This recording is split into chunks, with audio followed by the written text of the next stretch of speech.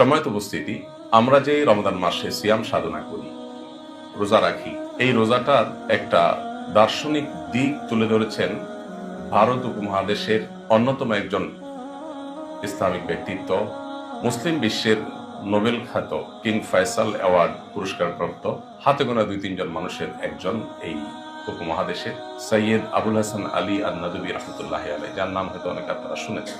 যার লেখা বই মাজা খাসিরাল আলামু বিইনহিতাতিল মুসলিমিন, মুসলমানদের পতনে বিশ্বের কি ক্ষতি হলো, মুসলিমরা যে আজ পৃথিবীর ড্রাইভিং সিটে নেই এর কারণে পৃথিবীর কি ক্ষতি হলো, পৃথিবীর মানুষের কি ক্ষতি হলো, এই বিষয়ে যে বইটি তিনি লিখেছেন মাত্র 18 বছর বয়সে, যখন এই বইয়ের ভূমিকা তিনি লিখেছেন যে আমি কোনো আরব দেশের মধ্যে যাইনি, কোনো অ্যারাবিয়ানকে দু চোখে দেখিনি, এই অবস্থায় যে বই লিখেছেন আজও আরব বিশ্বের, মিডল ইস্টের এমন কোনো বিশ্ববিদ্যালয়, এমন কোনো সমৃদ্ধ লাইব্রেরি পাওয়া অসম্ভব যেখানে মাজা খাসরাল আলম বইটা নাই। সৌদি আরব সহ বেশ কয়েকটা দেশে আমি প্রত্যক্ষ করেছি বিভিন্ন মিনিস্ট্রি, কয়েকটা মন্ত্রণালয় কম্পিটিশন করে এই বইটা লক্ষ লক্ষ কপি ছাপার ব্যবস্থা করে, শুধু মুসলিমদের ঘুমন্ত বিবেককে জাগাবার জন্য। এই কালজয়ী গ্রন্থ সহ বহু কালজয়ী গ্রন্থের রচয়িতা সৈয়দ আবুল হাসান আলী নদবী রহমতুল্লাহি আলাইহি, তিনি আমরা যে সিয়াম সাধনা করি, আমরা যে রোজা রাখি, এই রোজার একটা দার্শনিক দিক তুলে ধরেছেন। তিনি বলেছেন যে আমরা যে রোজা রাখি, এই রোজাটা মূলত আকার এবং আয়তনে ছোট ফরম্যাটের একটা রোজা, মাত্র 12 থেকে 14, 16, 17 ঘন্টা কম বেশি এই সময়ের রোজা। আমাদের জীবনে আরেকটা রোজা আছে, যে রোজাটা আকার এবং আয়তনে এর চেয়ে অনেক বড়। আলেমিয়া নদী রহমতুল্লাহি আলাইহি এই 2 ধরনের রোজার যে ধারণা তুলে ধরেছেন, আমার কাছে মনে দুইটাকে কম্পেয়ার করার চেষ্টা করি। আমরা দেখব রমজানে যে আমরা রোজা রাখি, এই রোজার শুরু হয় শোভে সাদিকের মাধ্যমে। জীবনের রোজার শুরু হয় মানুষ যখন প্রাপ্তবয়স্ক হয় তখন থেকে। রমজানের রোজা পরিসমাপ্তি ঘটে সূর্য যখন অস্তমিত হয়। জীবনের রোজার পরিসমাপ্তি ঘটে জীবনের সূর্য যখন ডুবে যায়। রমজানের রোজা, এই রোজায় যেরকম নির্দিষ্ট কিছু বিষয় আমাদেরকে দেয়া হয়েছে, এগুলো থেকে আমাদেরকে বেঁচে থাকতে হয়, বিরত থাকতে হয়। রমজানের রোজা যেরকম বিরত থাকার অপর নাম, জীবনের রোজাটাও বিশেষ কিছু আল্লাহর হুদুদ আছে কোরআনে, যেটাকে বারবার করে আল্লাহ বলেছেন ওয়াতিলকা হুদুদুল্লাহ ফালা তা'তাদুহা, এগুলো আল্লাহর সীমানা। জীবনের রোজা রেখে এই সীমানাগুলো ব্রেক করা যাবে না। রমজানের রোজার সাথে জীবনের রোজার এরকম বহুবিধ মিল আমরা খুঁজে পাবো, বহুবিধ। আরেকটা মিল আমরা খুঁজে পাবো, যে মিলটা আলেমিয়া নদী রহমতুল্লাহ বলেন নাই, আমার কাছে মনে হয়েছে, সেটি হলো জীবনের রোজা যারা রাখেন, রমজান রোজা রাখার সাথে দারুণ একটা উদাহরণ এখানে আমরা পাই।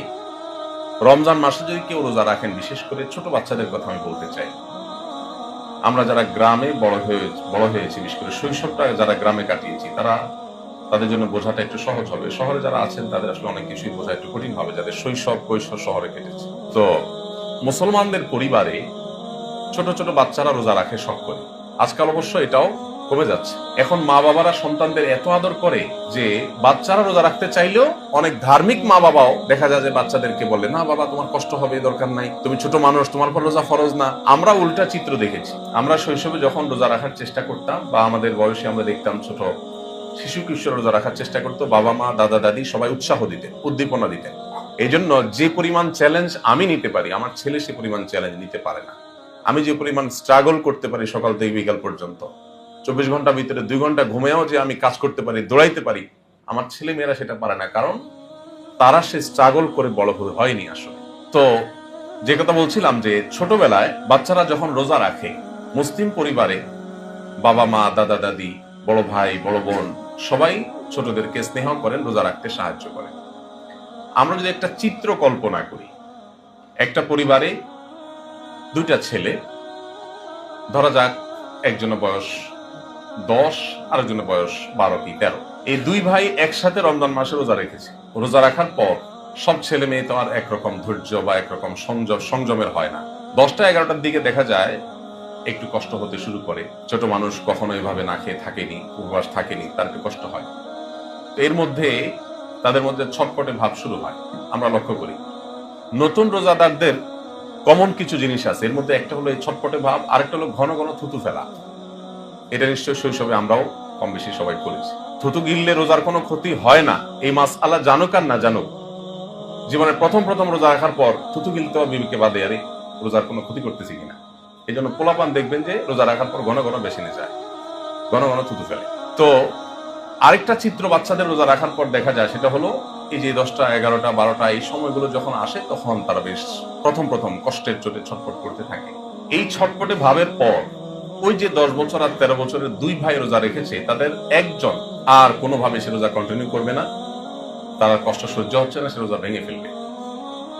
সে যখন রোজা ভাঙতে চায়, বাবা মা, প্যারেন্টস, দাদা দাদি সবাই তাকে বোঝানোর চেষ্টা করেন, কিন্তু যতই বোঝানোর চেষ্টা করেন যে একটু অধৈর্যশীল হয়, সে বলে না আমি কোনোভাবে রাখবো না, আমি আরেকদিন রাখবো। সে হয়তো রোজা ভাঙার ডিসিশনে অটল থাকে। আরেকজন মুখটা ফ্যাকাশে হয়ে যায়, শুকিয়ে যায়, সে কিন্তু রোজাটা ভাঙে না, রাখে। এবার আমরা একটু দেখবো এই দুইজনের মধ্যে যে ভাই রোজা ভেঙেছে আর যে ভাঙেনি, এই দুজনের কার পরিণতি কি হয়, কার ভাগ্যে কি জোটে। এবার আপনাদের কাছে প্রশ্ন থাকবে, সকাল 10টা 11টার দিকে যদি কোনো মুসলমান ফ্যামিলিতে কোনো নতুন রোজাদার রোজা ভাঙে, তো ডেফিনেটলি রোজা ভাঙার ফলে সে একটু খাওয়ার আনন্দ পাবে, তৃষ্ণা মিটাবার আনন্দ পাবে, তৃপ্তি পাবে। কিন্তু সেটা কি দিয়ে? মুসলমানদের ঘরে রমজান মাসে সকাল 10টা 11টার দিকে যে খাবার থাকে, সে খাবারের কোয়ালিটি কি থাকে? ধরেন ভাত যেগুলো থাকে নিশ্চয়ই হয় পান্তা না হয় বাসি, আর তরকারি যেগুলো থাকে মাছের নিশ্চয়ই ভালো ভালো টুকরোগুলো, পেটি কুটি এগুলো সব বড় রাতে শেষ হয়ে গেছে। এখন যেগুলো আছে হয়তো মাছের লেজ আছে, কানকল্লা আছে, অথবা বাছাই করা যেগুলো থেকে গেছে সেগুলো আছে। আর তরকারি যেগুলো আছে, গোশত হোক আর মাছ হোক আর ডাল হোক, যাই থাকুক, 100% নিশ্চিত যেগুলো সবই বাসি। এই বাসি ভাত, বাসি তরকারি 10টা 11টার দিকে খেয়ে যে ছেলেটা রোজা ভেঙে ফেলে, সে তৃপ্তির ঢেকুর তোলে যে তার ক্ষুধা শেষ, তৃষ্ণা শেষ, রোজার কষ্ট শেষ। একটু আরাম সে পায়, কোনো সন্দেহ নেই, একটু তৃপ্তি সে পায়, রোজার কষ্টটা তো শেষ। এরপর সে সূর্য ডুবা পর্যন্ত আর তার খাওয়ার পান করার বাধা নেই, সে পানাহার করে সময় যেতে থাকে। অপরদিকে যেই ছেলেটা রোজা কন্টিনিউ করেছে, মুখটা ফ্যাকাশে হয়ে যাচ্ছে, শুকায় আসছে, জীবনের প্রথম দিকে রোজা, কিন্তু সে পণ করেছে না, সে রোজা রাখবেই, কোনোভাবে রোজা ভাঙবে না। যত দিন ঘনিয়ে আসে, বেলা যত গড়াতে থাকে, তার মুখ তত শুকোতে থাকে, তার জিহ্বা তত শুকোতে থাকে, তার কণ্ঠগুলো তত শুকিয়ে আসতে থাকে, এবং সে তত দুর্বল হতে থাকে। কখনো সে শুয়ে পড়ে, কখনো ছটফট করে। এদিকে যে রোজা ভাঙছে সে কিন্তু বেশ ফুর্তিতেই থাকে। এভাবে যখন সূর্য ডোবার কাছাকাছি সময় চলে আসে, এই দুই ভাইয়ের মধ্যে যে ভাইটা রোজা ভেঙেছে, সূর্য ডোবার ঠিক আগ মুহূর্তে একটা মুসলিম পরিবারের চিত্র এবং দৃশ্য কি হয়ে থাকে? দস্তরখান বা ডাইনিং টেবিলে ইফতারের বিভিন্ন আইটেমগুলো সুন্দর করে সাজতে থাকে, আর মা, বোন, বাসার মেয়েরা, ছেলেরা সবাই মিলে ইফতারির সে ডালা সাজানোর জন্য ব্যস্ত থাকেন। যে ছেলেটা রোজা রেখেছিল, ঠিক ইফতারের আগ মুহূর্তে সূর্য ডুবার 10, 20, 25 মিনিট বাকি আছে, দাদা দাদি, মা বাবা, ভাই বোন সবাই যখন বসে, আমি গ্রামের চিত্রের কথা বলছি, কিন্তু আমি আগেই বলেছি গ্রামীণ চিত্র, শহরের মানুষ সবকিছু উপলব্ধি করতে পারে না আসলে। তো গ্রামে যদি এরকম একটা অবস্থা তৈরি হয় ইফতারের আগ মুহূর্তে, যে আপনি বিছানা বিছিয়ে ইফতারের সব আইটেম নিয়ে বসছেন, শরবত, ঝাল, মিষ্টি সব আইটেম সাজানি করছেন ফলমূল দিয়ে, যে ছেলেটা রোজা থাকে সেই ছেলেটার অবস্থান থাকে যে সে ডাইনিং টেবিলে দাদার কাছে, বাবার কাছে, মায়ের কাছে খুব যত্ন সহকারে থাকে, এবং সবাই তার মাথায় হাত বোলাতে থাকে, পিঠে হাত চাপাতে থাকে, মাশাআল্লাহ, এই আর বেশি আর 15 মিনিট, এই তো আর একটু বাকি, আজান দিল, আর দেরি নাই, দেখো যে কত রকমের খাবার তোমার জন্য আসছে। তাকে কিন্তু একের পর এক সে খাবারের প্রলোভন, খাবারের জন্য তাকে উৎসাহ দেওয়া, উদ্দীপনা দেওয়া, মানে সে যে জিতে গেল, সে যে জয়ী হয়ে গেল তার জীবনের রোজায়, রমজানের রোজায়, এটার জন্য তাকে উৎসাহ দিতে থাকে। আর যে ছেলেটা রোজা ভেঙে ফেলছিল 10টা 11টার দিকে, ওর অবস্থা কি হয় বলেন তো একটু? আমরা কেউ কি একটু কল্পনা করতে পারি কি হতে পারে? গ্রামীণ মুসলিম পরিবারে ও যদি ইফতারির এই ডাইনিং টেবিল বা ইফতারের বিছানা বা দস্তরখানের কাছাকাছিও ঘেসে, দেখা যায় যে কখনো হয় মা দিছে ধমক, তো এখানে কি করস, তোরা না বলছি বাবুরে রাখার জন্য, বেচারা দৌড় দিয়ে যায় বাবুর কাছে। আবার হয়তো কিছুক্ষণ বাবু রেখে সান্ত্বনা দিয়ে আবার আসছে, আর এই এত সব খাবার গ্রামের সব মোহিত হয়ে গেছে। এবার বাপে দেয় ধমক, তোরা না বলছি যে মোমবাতি নিয়ে আসার জন্য দোকান থেকে, তো এখানে কি করস।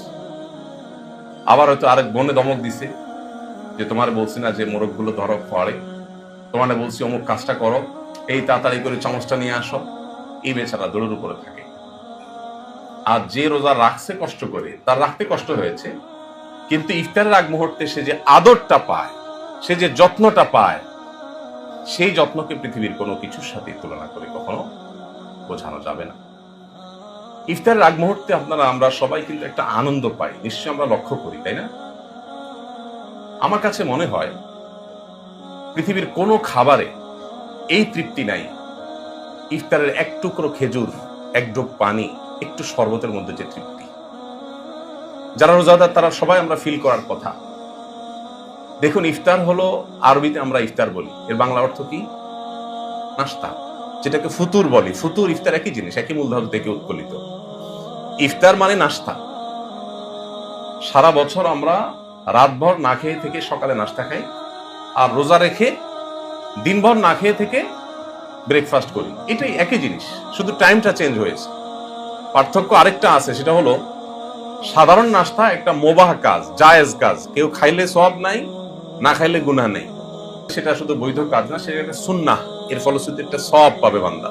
সবচেয়ে বড় পার্থক্যের জায়গাটা হলো, নাস্তা যদি আপনি কোনো বুফেও করেন, 20-50 আইটেমও যদি আপনার সামনে উপস্থিত থাকে, নিশ্চয়ই আপনি অনুভব করবেন ইফতারের সামান্য সাদা মাঠা আয়োজনও সামনে নিয়ে যে আপনি বসে থাকেন, সূর্য ডুবার জন্য অপেক্ষা করেন, এই যে আনন্দ, এই যে আপনার অবর্ণনীয় তৃপ্তি, এই যে আপনার জান্নাতি এক স্বাদ, এই স্বাদ পৃথিবীর কোনো খাবারে নেই। আর এই কথাটাকে নবী করিম সাল্লাল্লাহু আলাইহি ওয়াসাল্লাম তার ভাষায় বলেছেন, লিসাইমি ফারহাতান, ফারহাতুন ইনদা ফিতরিহ ওয়া ফারহাতুন ইনদা লিকাই রাব্বি। রোজাদারকে আল্লাহ তাআলা দুটি আনন্দ দেন, তার একটি হলো ইফতারের সময়, আরেকটি হলো আল্লাহর সাথে সাক্ষাতের সময়। এই ইফতারের সময়, এটার আবার দুইটা ব্যাখ্যা। একটা হলো প্রতিদিনের প্রাত্যহিক ইফতারের সময়, আরেকটা ব্যাখ্যা হলো ঈদের সময়, সেটা হলো পুরো রমজানের ইফতার। ঈদের মধ্যে আল্লাহ যে আনন্দ রেখেছেন, সে আনন্দ অন্য কোনো আনন্দে বা উৎসবে নেই। ইফতারের মধ্যে যেটা আছে সেটাও কোথাও নেই।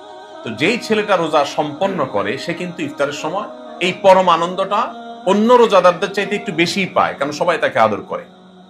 আজান হয়ে গেছে, সাথে সাথে কেউ তাকে খেজুর এগিয়ে দিচ্ছেন, কেউ তাকে হয়তো শরবতটা আগায় দিচ্ছেন, কেউ হয়তো ফল আগায় দিচ্ছেন, মা হয়তো আরেকটা আগায় দিচ্ছেন, বোন আগায় দিচ্ছেন, তাকে খাওয়াতে খাওয়াতে সবাই বেরিয়েছে, এমন একটা অবস্থা।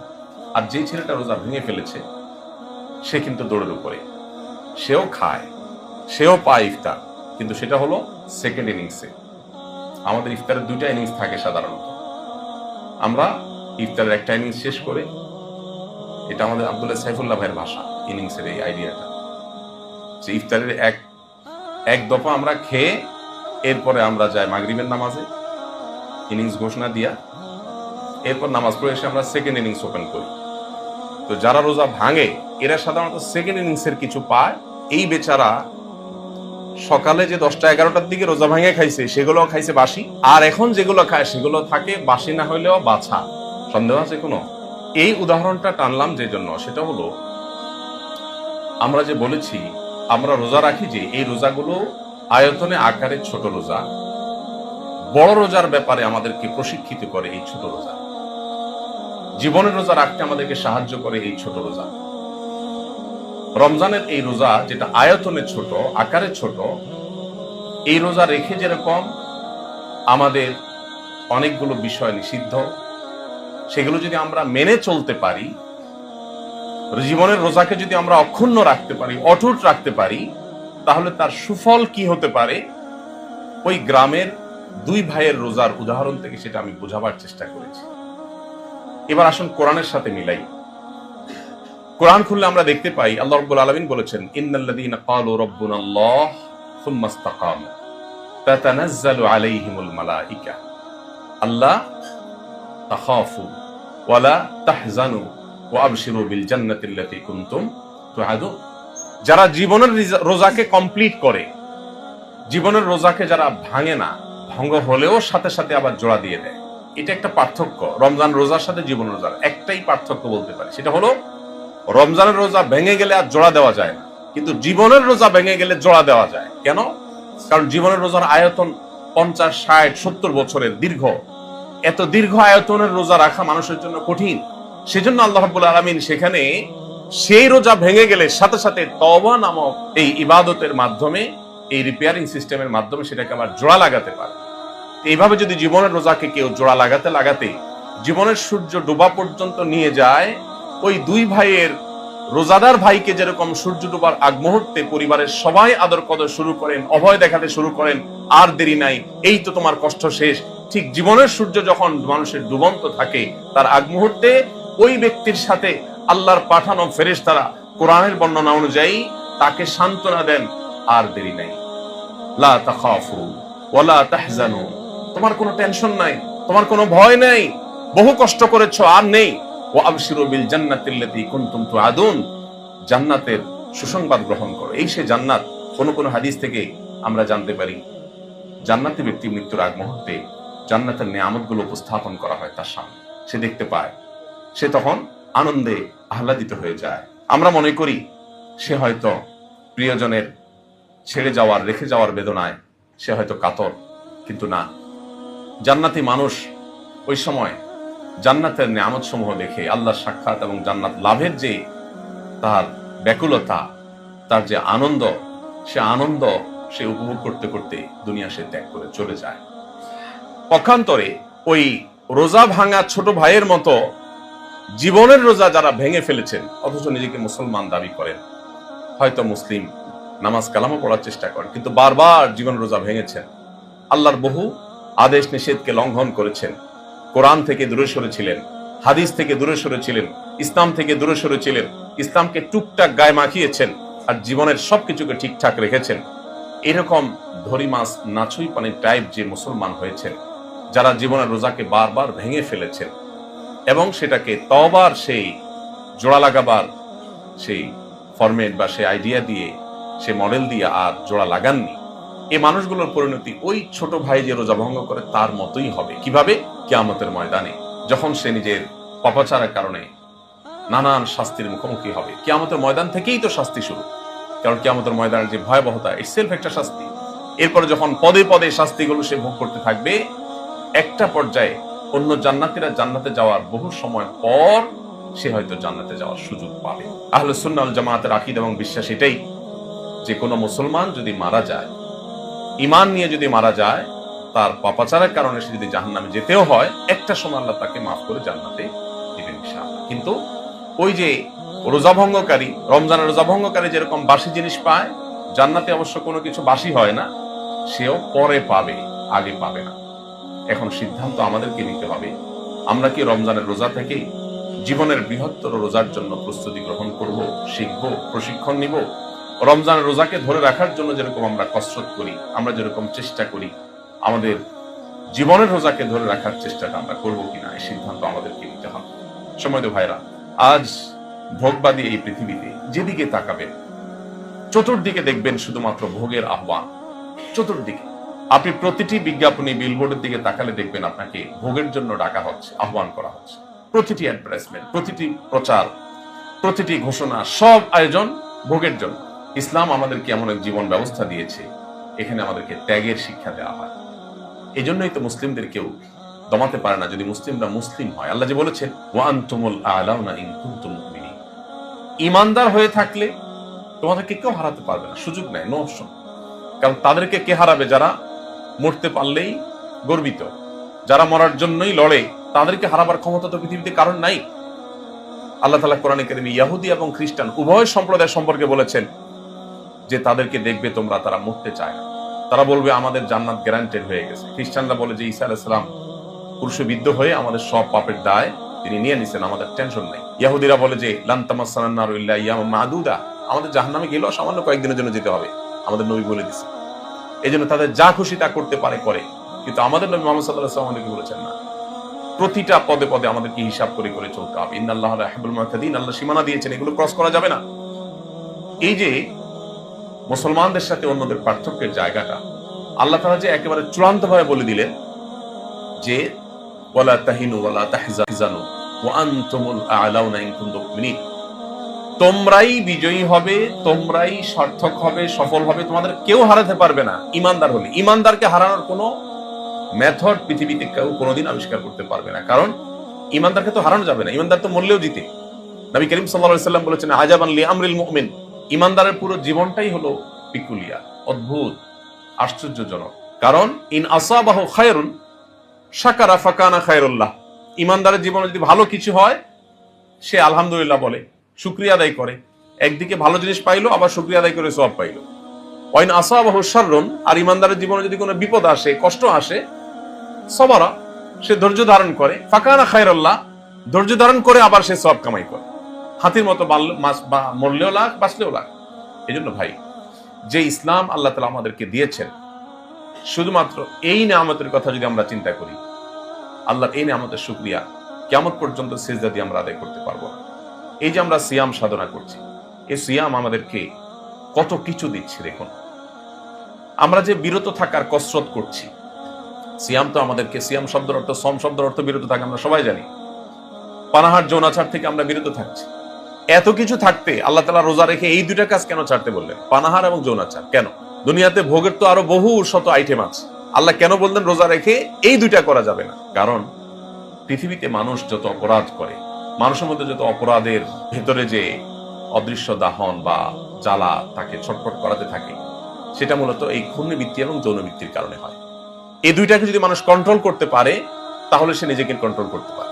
আমি যেটা বলছিলাম যে গোটা পৃথিবী আপনাকে ভোগের আহ্বান করবে, শুধু ইসলাম আপনাকে বলবে না ব্রেক ব্রেক। সিয়াম মানে হলো ব্রেক। আমার এখন ক্ষুধা আছে, তৃষ্ণা আছে, পিপাসা আছে, খাবারও হাতের কাছে আছে, পানিও আছে, কিন্তু আমি খাচ্ছি না, ব্রেক দিচ্ছি, এটাই সিয়াম।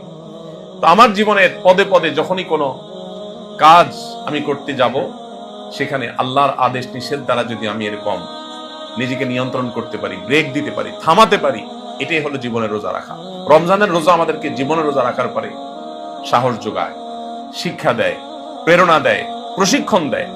কিন্তু বেশিরভাগ মানুষ আমরা জানি না কেন আমরা রোজা রাখি। আল্লাহ তাআলা বলেছেন লাআল্লাকুম তাত্তাকুন, রোজা ফরজ করা হয়েছে যেন তোমরা মুত্তাকি হও। কিভাবে মুত্তাকি হবে? এই যে একজন মানুষ রমজান মাসে দিনের বেলা রোজা রেখে আজন্ম চিটার বাটপার মানুষও যদি হয়, কথায় কথায় মিথ্যা, সবার সাথে বাটপারি করা মানুষটাও যদি রোজা রাখে, সে রোজা রেখে কিন্তু বাটপারিটা করে না, মানে রোজার সাথে বাটপারিটা আল্লাহর সাথে করে না। কেন? কেউ দেখছে না, ক্ষুধা আছে পেটে, হাতের কাছে খাবারও আছে, যে কক্ষে আছে সেখানে সিসি ক্যামেরাও নাই, তারপরে কিন্তু সে খাবারটা খায় না। কেন? সব জায়গায় ছল চাতুরি করে, সব জায়গায় চিটারি বাটপারি করে, কিন্তু এখানে এসে সে কেন খায় না? তার কারণ হলো সে জানে আল্লাহ তাআলা তাকে দেখছেন, এই জন্য সে নিজেকে নিয়ন্ত্রণ করে। এই সিয়াম যে কত বড় মানুষ গড়ার কারিগর, এই সিয়াম যে কত বড় প্রশিক্ষণ কেন্দ্র, এটা যে কত বড় ট্রেনিং সেন্টার, এখান থেকে যে আমাদের জীবনকে কত বেশি আমরা পরিবর্তন করতে পারি, সেটা বলে শেষ করা যাবে না। কিন্তু বেশিরভাগ মানুষই আমরা সিয়াম রাখি, সিয়ামের লক্ষ্য, সিয়ামের উদ্দেশ্য, এর আসল শিক্ষা, এর প্রশিক্ষণ আমরা গ্রহণ করতে পারি না। আমি হাজার হাজার লাখো মানুষের মজলিসে, মাহফিলে প্রশ্ন রেখেছি কেন আমরা রোজা রাখি। দেখা গেছে যে শতকরা একজন মানুষ উত্তর দিতে পারেন না কেন রোজা রাখেন। রোজা কিন্তু রাখছেন 20-30 বছর ধরে, কিন্তু তিনি জানেন না তিনি রোজা কেন রাখছেন। বেশিরভাগ মানুষকে প্রশ্ন করলে বলে রোজা রাখি আল্লাহর সন্তুষ্টির জন্য, জান্নাতে যাওয়ার জন্য। আমি বললাম সঠিক উত্তর তো না। এটা রোজার ফাইনাল উদ্দেশ্য হতে পারে, প্রাইমারি টার্গেট এটা না, প্রাথমিক লক্ষ্য এটা না। প্রত্যেকটা কাজের একটা প্রাথমিক লক্ষ্য থাকে আর একটা চূড়ান্ত লক্ষ্য থাকে।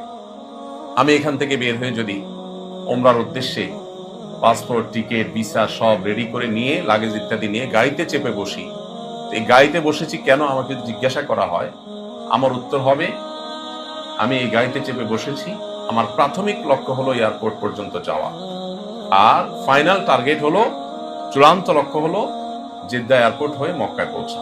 এখন কেউ যদি প্রাথমিক লক্ষ্য পূরণ করতে না পারে, টাইম মতো এয়ারপোর্টে গিয়ে ফ্লাইট ধরতে না পারে, তাহলে সে ফাইনাল টার্গেটে কিভাবে যাবে? সিয়াম আমাদেরকে প্রাথমিক একটা লক্ষ্য দিয়েছে। আল্লাহ তাআলা সিয়ামের প্রাথমিক লক্ষ্য বলেছেন লাআল্লাকুম তাত্তাকুন। তোমার সিয়াম তোমাকে মুত্তাকি বানাচ্ছে কিনা। প্রতিদিনের সিয়াম শেষে তোমাকে হিসাব মিলাতে হবে যে আজকের দিনে কয়বার মিথ্যা বলতে গিয়ে আমার মুখ থমকে গেছে, আজকের দিনে কয়বার সোশ্যাল মিডিয়াতে, মোবাইলে, ফেসবুক, ইউটিউবে স্ক্রল করতে করতে একটা হারাম ভিডিও আমার চোখের এরিয়াতে এসেছে, আমি আল্লাহর ভয়ে সেটাকে স্কিপ করে চলে গেছি। এই ঘটনা কয়বার ঘটেছে? আজকের দিনে কয়বার সহকর্মীর সাথে, কারোর সাথে মেজাজ হারানোর মতো ইস্যু তৈরি হয়েছে, কিন্তু নবীজি বলেছেন রোজাদার যেন বলে দেয় ইন্নী সাইম, আমি রোজা আছি ভাই, তোমার কথার গরম উত্তর আমি দিতে পারলাম না। এটা সে কয়বার বলতে পেরেছে? সারা মাস ব্যাপী যদি এরকম কসরত করে, তাহলে সেখান থেকে তার ভালো কাজের অভ্যাস, মন্দ কাজ থেকে নিজেকে বেঁচে থাকার অভ্যাস গড়ে উঠবে।